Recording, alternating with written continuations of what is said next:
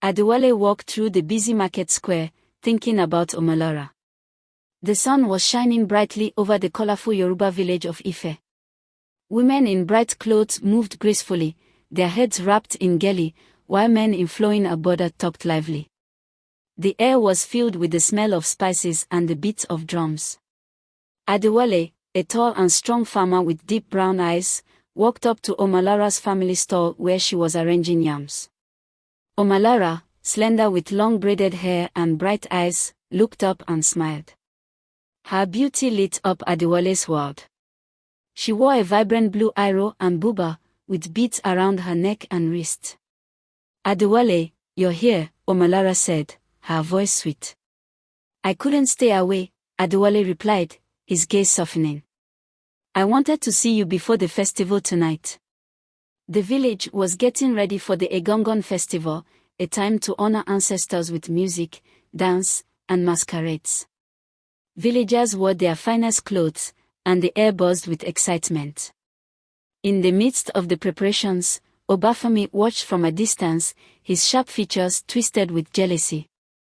Obafemi, a wealthy merchant known for his cunning ways, had long desired Omolara.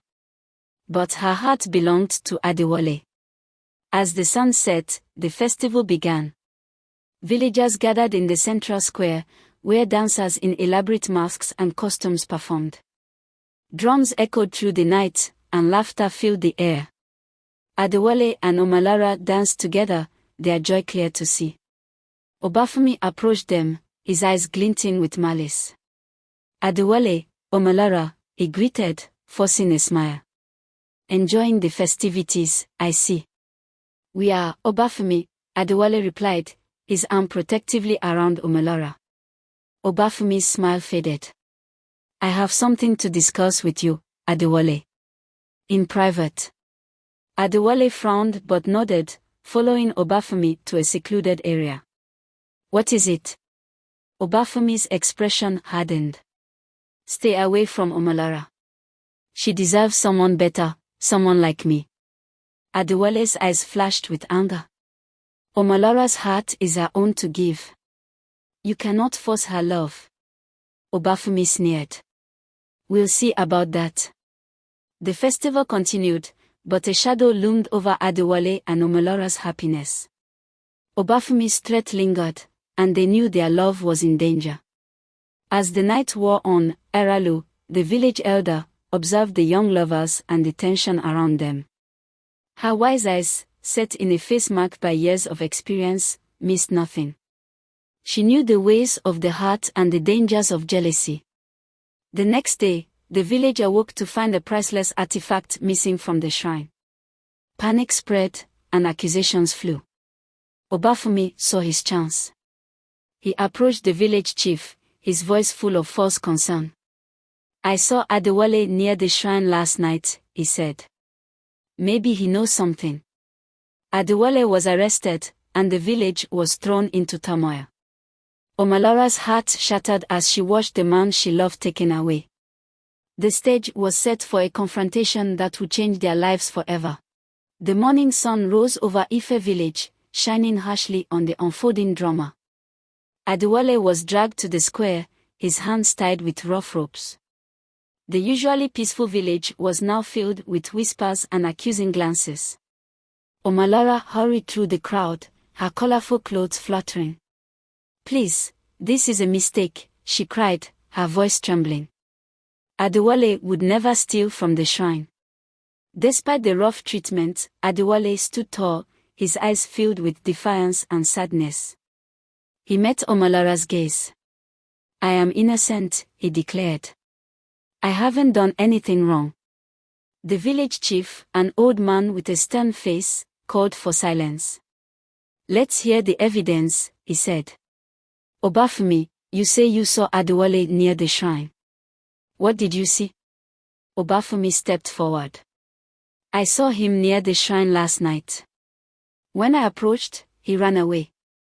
The evidence speaks for itself. The crowd murmured in agreement.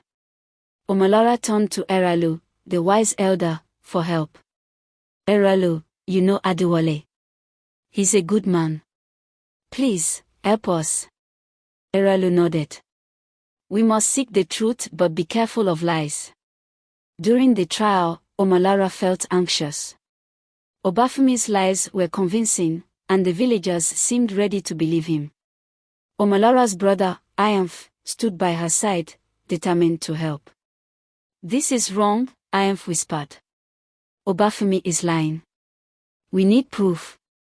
That night, Omolara and Ayamf searched the forest near the shrine. Guided by the moonlight, they found a piece of cloth similar to Obafumi's. This could prove he was there, Ayamf said.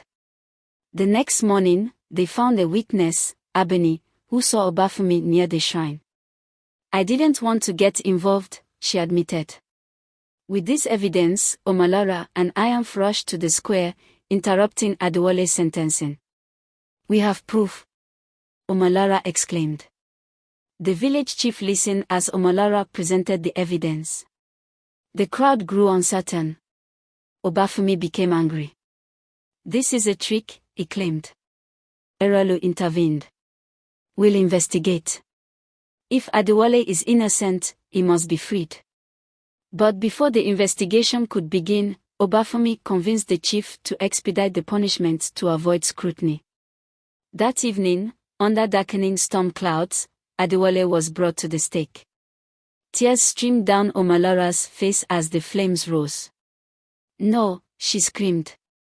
In the chaos, the truth was close to being revealed, but would it be too late?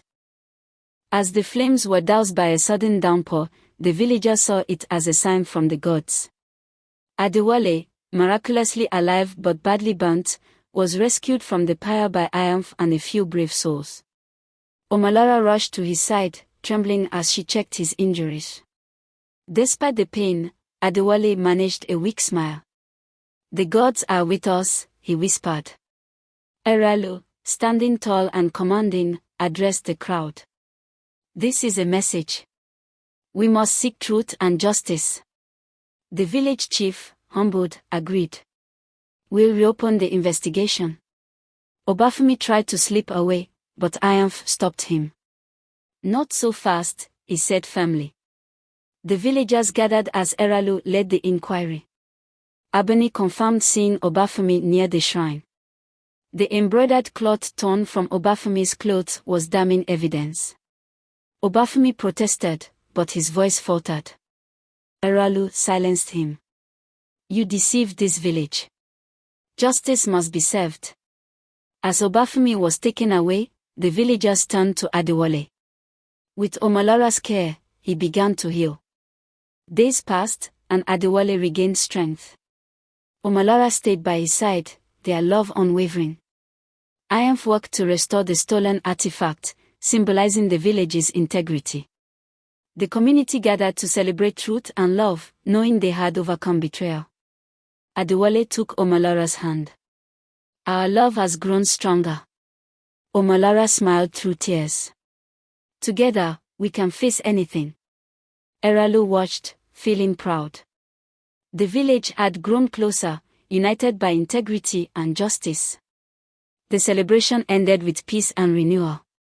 Adewale and Omolara looked forward to a bright future, their bond unbreakable. Their story, intertwined with Yoruba tradition, would inspire generations.